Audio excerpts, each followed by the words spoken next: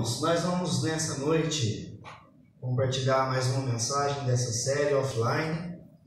Eu já quero acalmar seu coração. Você deve estar olhando para o relógio e falando, nossa, mas já são 8h10. Mas no dia de Santa Ceia eu já preparo uma mensagem mais breve pensando no todo, tá? Então, acalme o seu coração. Nós vamos encerrar em um horário previsto que a gente é acostumado no nosso culto. E eu quero convidar você, para nós meditarmos hoje sobre esse tema tão importante. Não fique só nas lembranças. E nós vamos falar sobre os filhos e os pais. E quando eu começo a meditar um pouco sobre isso, não fique só nas lembranças, eu já penso logo na minha infância, aonde eu cresci, no bairro que eu cresci, as coisas que eu fazia.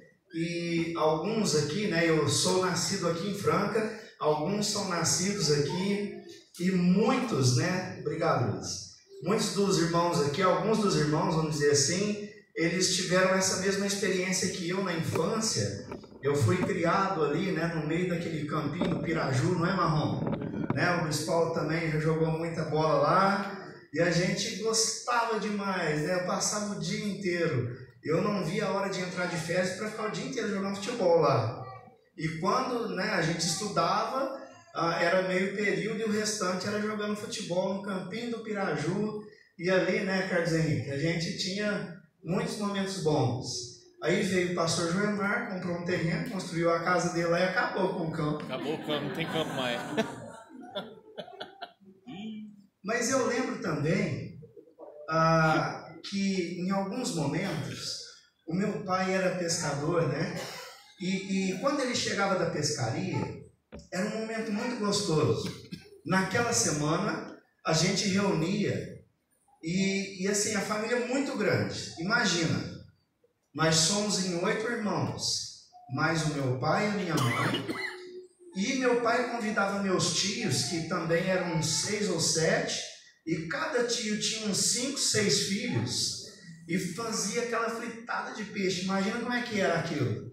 Coitada da minha mãe, trabalhava, mas você via o sorriso no rosto dela, a família reunida e dando risada, e assim, eu lembro da minha infância. Mas uma coisa assim que ficou marcado para mim: eu não tive esse pai presente. Eu não tenho nenhum momento que eu me lembro de ter um tempo com meu pai, de falar com meu pai, do meu pai me dando conselhos, do meu pai me abraçando, do meu pai me beijando. Infelizmente, eu perdi esse momento. Talvez você esteja pensando, bom, ainda está bom. O meu pai, além de não fazer tudo isso, ainda era muito severo. Meu pai ainda era muito bravo. Meu pai batia em mim, batia nos meus irmãos. Alguns de vocês ainda passaram por tudo isso. Agora mesmo eu vou chegar num ponto. Mas guarde essas histórias, essas suas lembranças. Eu quero convidar você para nós meditarmos um texto em Efésios, capítulo de número 6, do verso 1 ao verso de número 4. Efésios 6, de 1 a 4.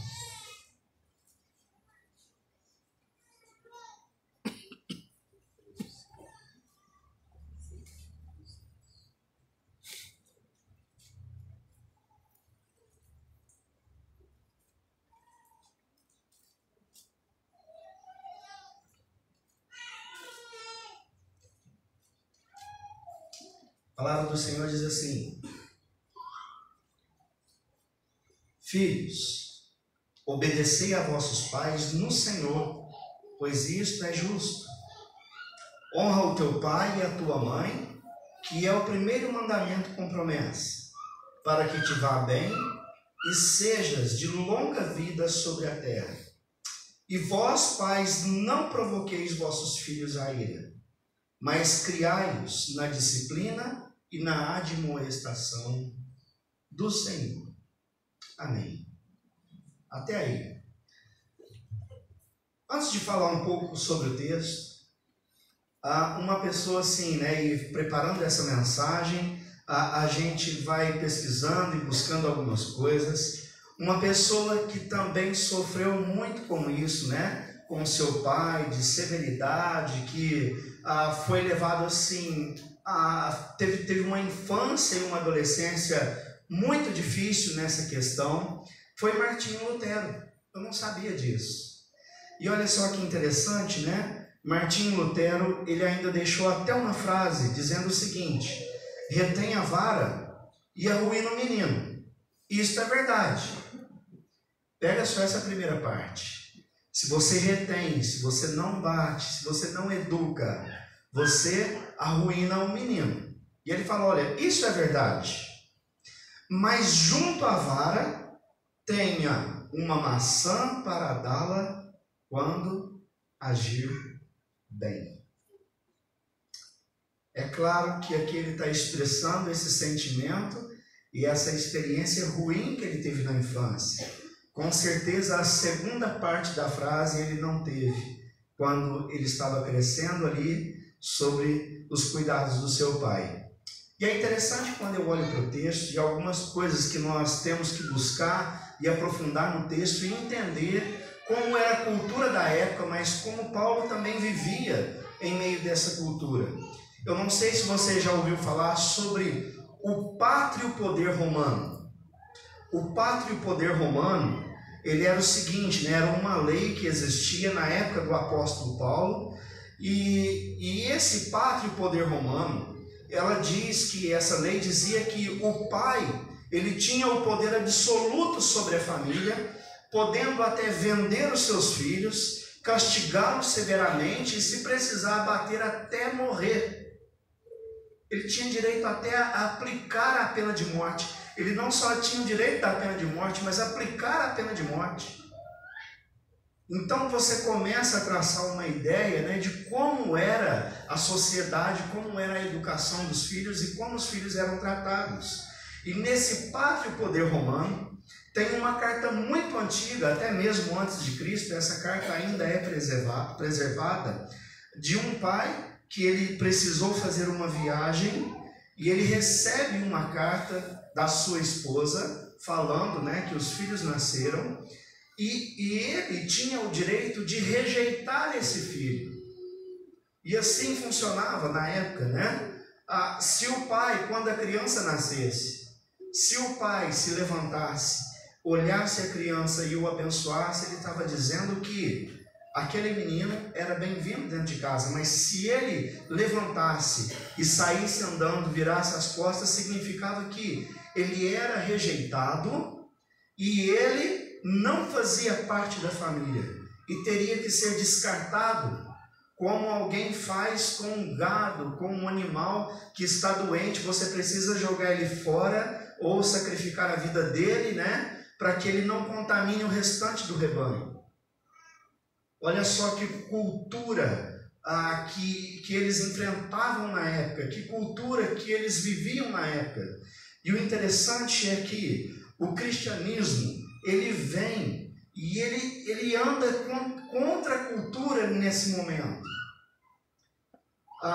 Tem um teólogo chamado David Smith, e aí já é uma citação, né, de Barclay, que é outro teólogo. Barclay, ele faz a citação de David Smith, e ele refletindo sobre esse texto, ele diz que nessa época de Paulo havia um negócio aí chamado de a praga da juventude do espírito quebrantado. Não fique animado, né? Quando nós cantamos aqui espírito quebrantado, a gente quer dizer assim, um coração aberto, né? Um coração pronto para adorar a Deus. Mas para essa época, né, espírito quebrantado tem outro significado. É aquela criança, aquele adolescente, aquela criança que ele é tratado com tanta severidade que o espírito dele parece que foi embora, ele não tem vontade de fazer mais nada, ele entende que ele não é ninguém na vida, ele entende que não vai fazer nada, e ele prefere a morte. E por causa desse tratamento, por causa dessa sociedade, por causa da cultura da época. Isso aqui era como uma praga. E aí David Smith, ele fala sobre isso, que isso aí parece que virou uma praga. E assim, quando você começa a analisar a nossa cultura, você começa a perceber alguns traços disso, não é? Quando eu falei no começo aqui, né, que eu não recebi esse carinho, esse amor do meu pai, mas meu pai nunca me tratou com severidade. Mas eu creio que alguns de vocês foram tratados desse jeito. Foram ou não foram? Com muita severidade. Na vara, na chinelada, né? E o pior de tudo, né? A pior é quando a havaiana se desgastava. Aí arrebentava a correia, o que fazia? Colocava um grão de cabelo, não era? Ou um prego, né? Aqui na nossa cidade era um grão de cabelo. Você esquentava, furava a correia e aquilo ia por baixo. A chinelada comia com um grão, com um prego, com tudo. Você levava um sacode desse jeito. São traços de culturas anteriores. São reflexos disso que a gente viveu há tempos atrás, que essas pessoas viveram há tempo atrás. Mas, o que eu posso fazer com essa praga, né? O que eu posso fazer para combater isso? Quando a gente faz uma análise da nossa cultura, o negócio virou o oposto. Foi para o outro lado. E isso também é muito perigoso. Esses pais que foram tratados com tanta severidade, eles dizem o seguinte: olha, eu não quero isso para o meu filho. E aí a gente vai sofrendo uma outra praga. Desculpa usar essa palavra, tá? Não estou aqui para ofender ninguém. Mas parece que isso vai virando uma praga mesmo. As crianças não sabem como lidar na vida, as crianças são tão mimadas, as crianças não recebem não, o pai e a mãe não sabem falar não, o pai e a mãe não sabem dizer, olha, aqui é o limite, você não pode fazer isso, você não pode fazer aquilo. E aí essas crianças vão crescendo e vão virando aqueles adolescentes mimados até chegar a uma maturidade, ou seja, não chega à maturidade. Eles não amadurecem. E quando eles vão e precisam enfrentar o mundo, não sabem o que fazer. A gente vive um outro extremo. E aí a gente vai colhendo esses problemas, né? E o Evangelho, ele vai contra essa cultura.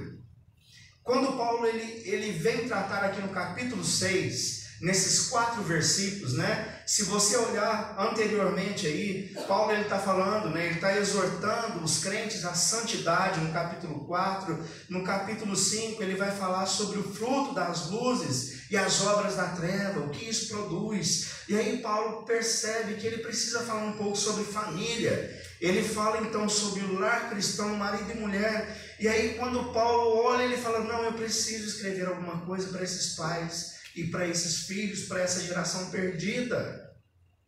E o que Paulo diz aqui? Ele começa a dizer, olha, filhinhos, obedecei a vossos pais no Senhor, pois isso é justo. Não quer dizer que isso somente é bom, mas na justiça de Deus. Paulo está dizendo aqui que os filhos devem seguir os mandamentos do Senhor, seguir os ensinamentos de Deus e assim tratar os pais deles. Porque essa praga estava pegando aí desses filhos, né? Sem alma, esses filhos que foram criados severamente. E o que Paulo está dizendo aqui nesse versículo é que, filhos, vocês precisam amar os seus pais.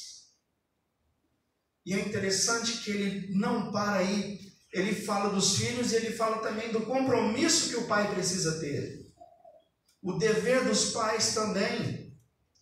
E aí, olha só, o versículo 4. E vós, pais, o quê?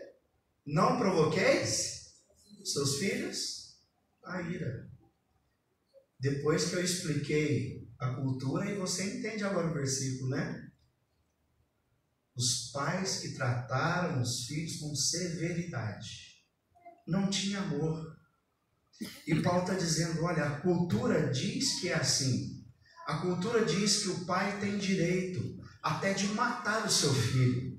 Mas o que Paulo está dizendo aqui é que a cultura cristã, ela vai contra a cultura da sociedade.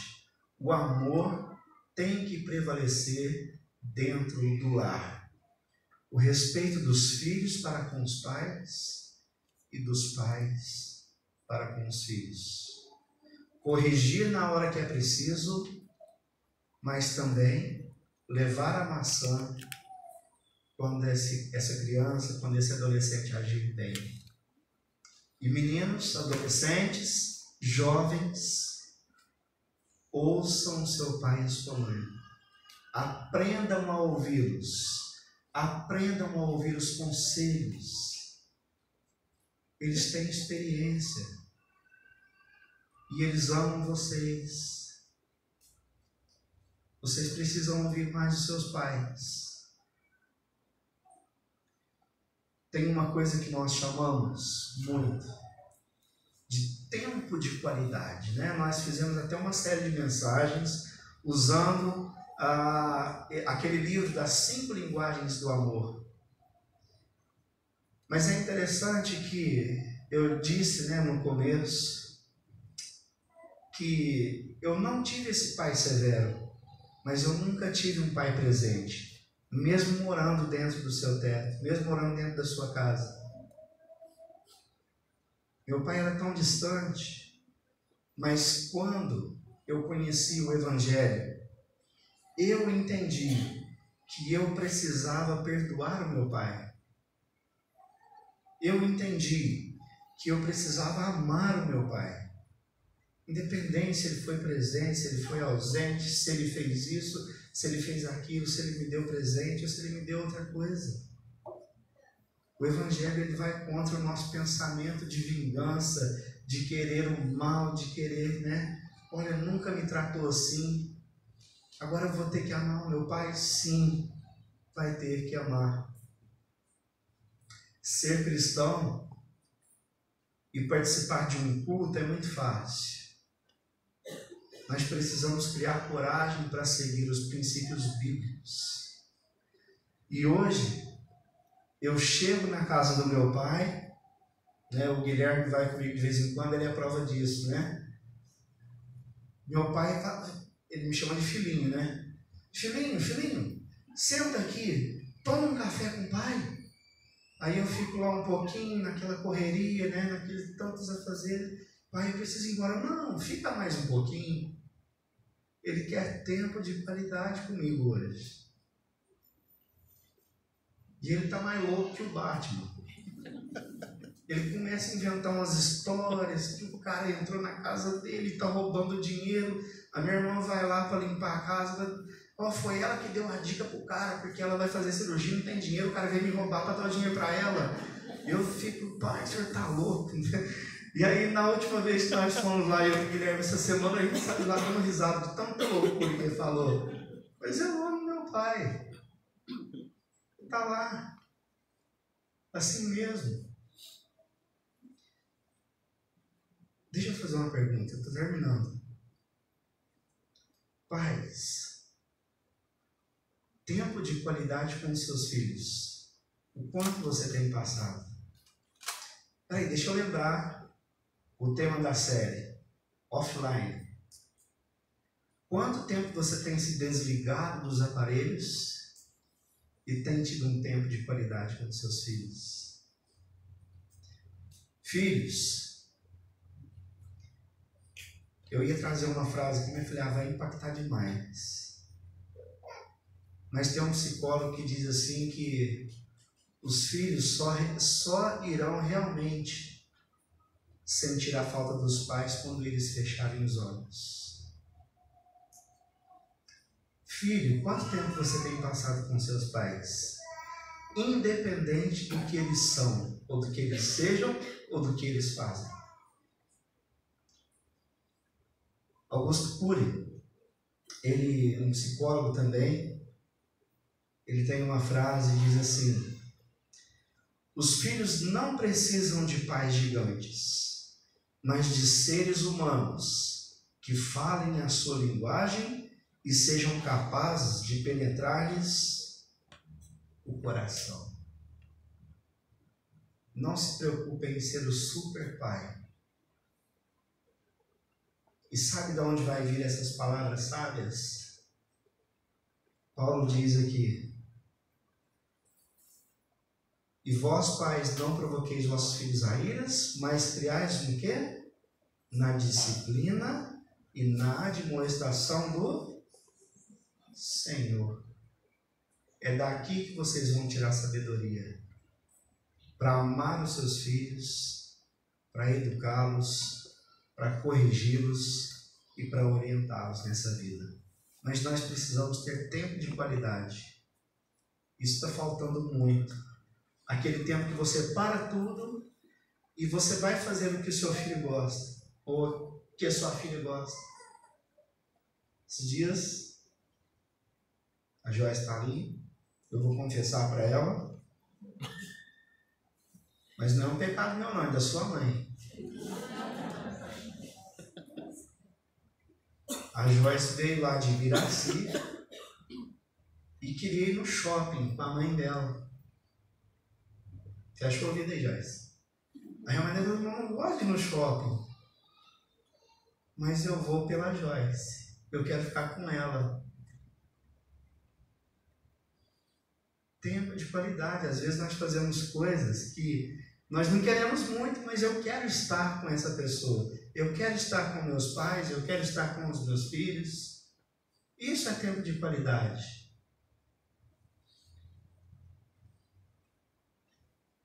Guilherme, de vez em quando ele me chama para ter uns tempos de qualidade, né? Eu não gosto também, né? Pai, vamos andar de moto. Eu falo, não, eu não gosto, né? E eu dou dinheiro. Aí eu chego na manhã e falo, eu preciso ir lá. Nossa, tem que agradar o menino.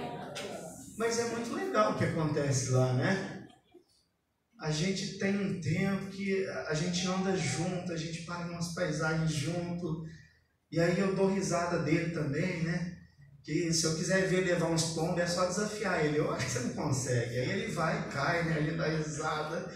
E aí depois a gente para almoçar junto, a gente dá risada e começa a contar as histórias do caminho ali, o que a gente passou. Isso é muito bom. Não tem preço. Não tem preço. Eu quero finalizar fazendo algumas coisas aqui para a gente refletir. Primeiro, os pais e os filhos devem viver de forma harmoniosa, segundo o Evangelho. Presta atenção naquilo que Deus está fazendo na sua vida e na vida do seu filho.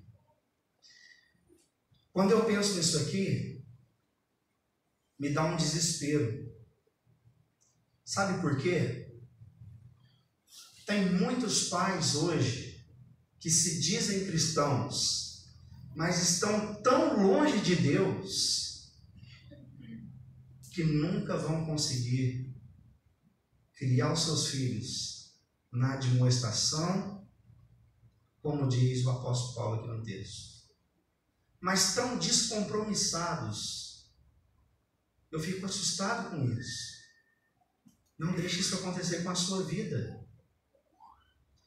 Não deixe isso acontecer com a sua casa. E aí depois você vai querer um filho compromissado com Deus, mas lembre-se que o espelho dele é você, pai e mãe. Segunda coisa, a cultura atual, ela não deve influenciar a relação entre pais e filhos. Presta atenção, como as famílias estão vivendo hoje e o que elas estão colhendo. Mas agora está tudo assim, não precisa ser na sua casa. Ponha limites, converse, ganhe o coração do seu filho, da sua filha. E terceiro e último, quer um exemplo? Olhe para Deus, para o Deus Pai e para o Deus Filho. E você vai ter um modelo perfeito de relacionamento. Você já parou para pensar nisso? o quanto Jesus, o Deus Filho, respeitava o Deus Pai, o quanto Jesus, mesmo aqui encarnado, ele tinha momentos de tempo de qualidade com Deus Pai. Em várias passagens você vai ver, Jesus, ele se despede da multidão e ele diz até para os apóstolos, olha, vocês vão indo. E ele sai para o Monte das Oliveiras e ele vai conversar com quem? Com Deus Pai. Ele quer momentos a sós com Deus. Mas também quando você olha para Jesus, você vê o respeito pelo Pai. Até mesmo alguns minutos antes de Jesus ser preso. O Evangelho de Lucas narra que Jesus, naquele momento, ele estava tão aflito, mas tão aflito. Ele faz uma oração, Senhor, Pai, se for possível, afasta de mim esse cálice. Mas olha o respeito de Jesus. Contudo, não seja feita a minha vontade, mas seja feita o respeito pelo Pai. E o amor entre Jesus, o Deus Filho, e o amor entre Deus Pai. Eu poderia falar que a noite inteira desse amor envolvendo Jesus e Deus Pai.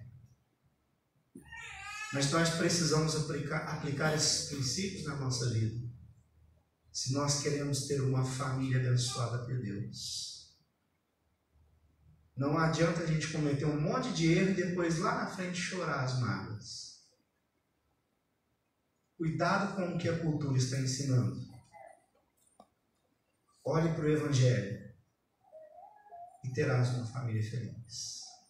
Amém? Quero fazer uma oração.